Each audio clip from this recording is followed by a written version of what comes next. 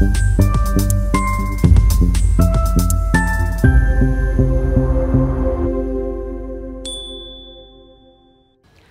sore, Pak Deo. Kalau kita di TDC ada gelar-gelarnya ya Pak ya, lucu ya Pak ya. Deo, Director. Tapi bukan drop out loh. Oke, siap Pak. Jangan salah-salah tuh. Deo, Director Operation nih Betul. Pak. Karena Direktur Operasi, jadi dipanggilnya DO. Siap. Gitu. Ini keren banget nih Pak. Kita suasana baru sekarang di episode terbaru kita, Destination Talks. Ini fasilitas yang baru di wilayah KEK Mandalika. Dan kebetulan ini berada di depan pantai Kuta Mandalika. Yes. Dulunya ini tanah kosong, nyaris tidak terawat. Terus kemudian kita lihat tempatnya, dan ini menjadi penghubung antara Kuta Mandalika, pantai Kuta Mandalika dengan Bazar Mandalika. Dan akhirnya kami direksi memutuskan bahwa kita akan mempercantik area ini sehingga bisa menjadi penghubung antara pantai dengan bazar. Dan kita kerjakan tidak sampai dalam waktu 1 tahun, hasilnya adalah seperti ini. Dan ini ITDC berikan untuk masyarakat Kuta Mandalika dan juga tentunya masyarakat Lombok. Ini jadi ikon baru. Benar, di Pak. Wilayah KEK Mandalika. Dan yang menarik, tempat ini dengan semua gambar ataupun desainnya ini dikerjakan oleh teman-teman anak-anak dari ini Pak, lokal ya? Lokal, ekonomi kreatif. Mereka membuat desain ini.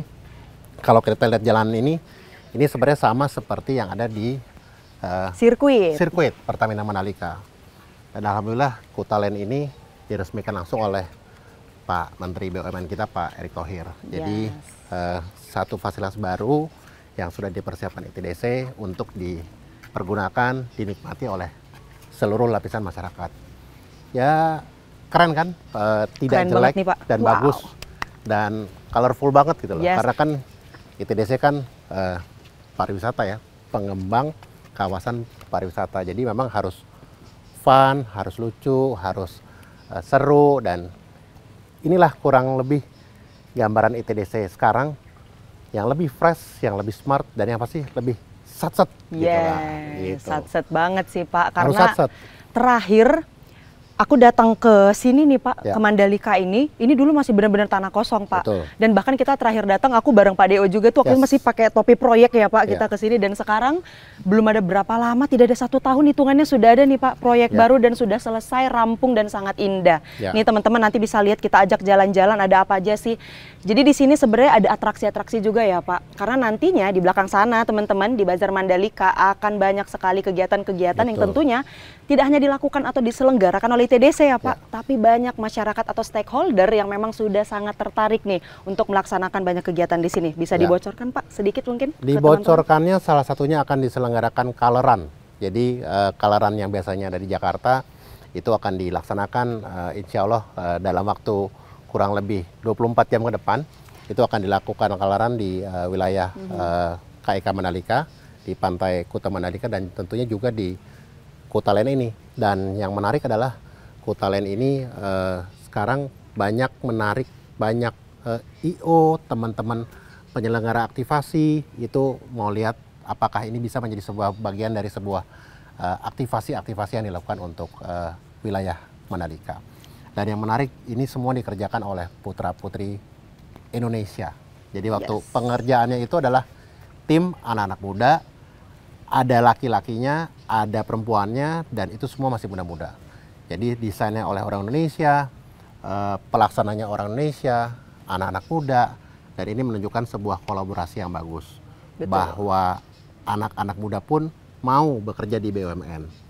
Dan yang menarik juga bahwa bagaimana ITDC memberikan sesuatu yang baru untuk masyarakat, dan Kuta Land salah satu hasil konkret yang dikerjakan oleh tim direksi dan juga seluruh keluarga besar The Mandalika untuk masyarakat. Terutama masyarakat Lombok dan Yes. tentunya untuk Indonesia. Pastinya. Menarik banget nih Pak, karena kalau kita lihat desainnya ini semuanya sangat atraktif gitu ya Pak. Jadi kalau disangkut pautkan gitu ya Pak dengan isi Instagramnya Pak Deo, nih teman-teman kalau lihat Instagramnya Pak Deo, Selain beliau sangat sibuk, postingannya beliau tuh macem-macem. Jadi kalau kita ngeliat itu nggak bosan gitu teman-teman. Jadi nanti bisa langsung berkunjung dan lihat nih, semua ini sudah diposting oleh beliau teman-teman. Jadi pastikan kalian jangan ketinggalan info menarik. Tidak hanya ada di Instagram Pak Deo nih, Pak Traywaroka, tapi ada di Instagram kita ITDC, The Mandalika, The Nusa Dua, dan tentunya The Golomori yang terbaru. Nah, kita mau bahas nih Pak, next destination kita ya Pak. Nah, setelah kita sukses nih Pak untuk mengelola atau sebagai landlord di Nusa Dua, sekarang kita punya The Mandalika Pak. Apa sih Pak hal-hal yang sebenarnya krusial atau urgent sehingga misalkan nih Kutalen ini kita buat, kalau saya pernah dengar ya Pak dari perbincangan sebelumnya dengan teman-teman di TDC, katanya sih tujuannya adalah untuk menarik atau merapihkan pedagang-pedagang yang ada di sekitar Kuta Beach Park ini Pak. Apakah betul seperti itu Pak Dewo? Jadi gini, waktu kami datang, mungkin sambil duduk kali ya. Waktu kami datang. Bentar Pak, saya izin interupsi ya Pak. Ini seru banget ya Pak, sambil ngobrol-ngobrol bisa duduk-duduk di sini, kita tuh kayak bebas gitu ya Pak. Oke, jadi, mari kita duduk Pak. Kan gini, waktu kami datang, kami melihat adalah salah satunya penataan kawasan. Jadi waktu kita menjadi bagian pekerjaan kita untuk mengembangkan kawasan juga di dalamnya adalah penataan. Nah, salah satunya adalah bagaimana kami menata adanya para pelaku pedagang, usaha dari masyarakat untuk bisa berdagang dengan lokasi yang lebih baik. Kita mencoba menata dan menjadi lebih baik dengan harapan juga pendapatannya menjadi lebih baik. Meningkat. Oleh karena itu kita buatkan akses dengan Kutalen ini untuk bisa berinteraksi di Bazar Mandalika, dan mudah-mudahan ini bisa kita lakukan untuk bisa sama-sama, saya tidak mengatakan merelokasi, namun kita memberikan tempat yang lebih baik dengan fasilitas yang lebih baik, dan insya Allah ini mendapat dukungan dari masyarakat dan juga para pedagang setempat, karena memang yang disajikan pun adalah makanan, minuman yang memang ya kebutuhan sehari-hari yang memang sangat lekat dengan kebutuhan wisatawan.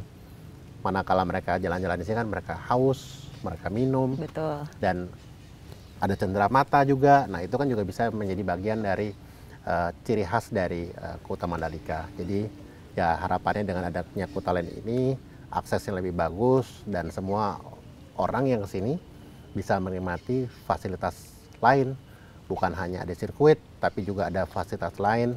Dan sebentar lagi kita akan lihat ada beberapa beach club akan diresmikan insya Allah, dan itu menjadi satu destinasi baru untuk para turis ke Mandalika, tidak hanya sirkuit. Jadi bisa ada wisata kuliner, ada wisata alam, kita lihat pantainya juga cukup baik, bukit, kita punya Bukit Marese dan segala macamnya, ada Tanjungan, itu kan fasilitas-fasilitas yang memang sudah ada secara generik natural dari gitu alam. Ya Pak, betul. Dan alhamdulillah yang menarik kita melibatkan kolaborasi dengan masyarakat. Jadi kita jaga sama-sama, kita urus sama-sama, kebersihannya kita bareng-bareng. Karena kan rasanya kolaborasi itu penting ya sekarang ya. Nggak ada yang bisa, di dalam pariwisata itu tidak bisa sendiri. Di dalam pariwisata itu harus berkolaborasi. Dengan semua stakeholder, termasuk masyarakat, dan tentunya juga didukung oleh pemerintah daerah, dalam hal ini kabupaten, pemerintah NTB, dan semua pihak-pihak yang terkait dengan perkembangan pariwisata di NTB. Dalam hal ini spesifiknya dalam Mandalika. Oke, tadi Bapak udah singgung nih ya Pak, menarik banget. Kalau di Mandalika sudah tersedia sebenarnya destinasi yang memang secara natural, generik sudah ada seperti Tanjung Aan, pantai dan lain-lain.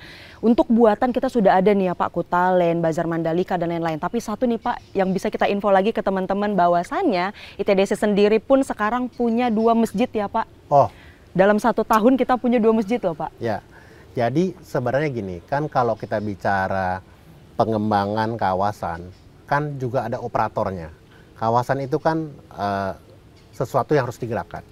Nah, operatornya siapa? Adalah manusia. Nah, manusia itu harus diingatkan akhlaknya harus baik. Dan buat kami, akhlak itu bukan hanya julukan, tapi bagaimana menjadi bagian dari kehidupan sehari-hari. Diimplementasikan. Nah, diimplementasikan. Tapi caranya gimana? Caranya adalah salah satunya dengan tentunya kita memberikan fasilitas-fasilitas yang memang terkait dengan kerohanian. Kegiatan kerohanian. dan sebagai bentuk kepedulian ITDC bersama Himbara, kami membuat Masjid Al-Hakim setelah sebelumnya berdiri Masjid Nurul Bilad, yang waktu itu langsung diresmikan oleh Pak Presiden. Dan sekarang ada Masjid Al-Hakim kerjasama ITDC dengan Himbara, dan diresmikan juga langsung oleh Pak Menteri BUMN, Pak Erick Thohir. Dan ini sebagai wujud dukungan kami, wujud kerjasama kami untuk memberikan kepada masyarakat fasilitas umum yang memang menguatkan secara rohani. Harapannya kan kalau rohaninya bagus, maka akhlaknya pun bagus. Setuju. Kalau akhlaknya bagus, berarti mereka akan tergerak bersama-sama menjaga kawasan ini untuk menjadi kawasan yang bersih, aman, nyaman, dan yang paling penting tentunya memberikan dampak ekonomi kepada masyarakat. Betul. Jadi memang ini kawasan pariwisata ini harus dijaga oleh semua orang, dikelola bersama-sama, dan yang paling penting dari semuanya adalah kita sama-sama memiliki kesadaran menjaga semua fasilitas ini supaya tetap bersih, nyaman, terurus, terawat, dan yang paling penting kalau semuanya enak, ya menikmati masyarakat. Dan ini buat ITDC adalah amanah dari negara yang harus kita jalankan, bahwa kita menghadirkan kawasan pariwisata yang terbaik dan berdampak bagus untuk masyarakat. Yes, setuju. Kayaknya kita Jalan boleh lagi. pindah Yuk. ini kali ya Pak ya. Aku penasaran sih Pak, dalam sebuah pengembangan destinasi yang paling penting yang tidak bisa kita lupakan sebenarnya adalah ketersediaan fasilitas kali ya Pak. Misalkan fasilitasnya itu ya tempat sampah, itu sampai sedetil itu apakah memang disediakan Pak atau diperhatikan secara khusus oleh tim-tim di TDC terkhusus di SBU nih ya Pak? Jadi gini, dalam menjalankan sebuah pengembangan, kita dilakukan oleh beberapa tenaga ahli secara internal.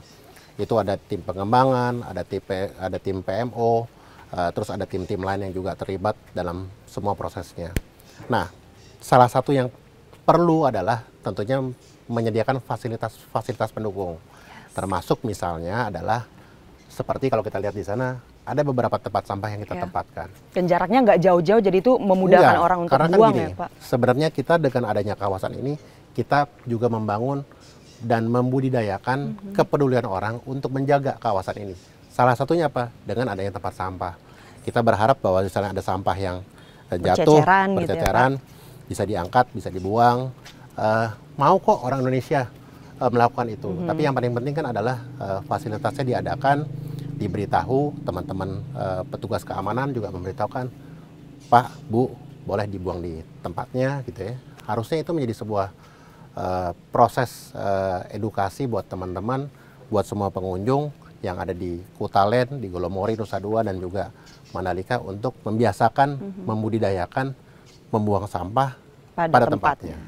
Karena itu salah satu juga implementasi dari core value akhlak ya Pak? Pastinya. Jadi bukan hanya karyawan BUMN aja sebenarnya, tapi masyarakat juga bisa turut serta kita ajak ya Pak, itu. Betul Gitu. sekali. Oke Pak, ini sebenarnya masih banyak yang ingin saya tanyakan Pak. Ini kita masih bahas tentang The Mandalika, udah banyak banget nih Pak yang bisa kita bagikan ke kawan-kawan ITDC semua.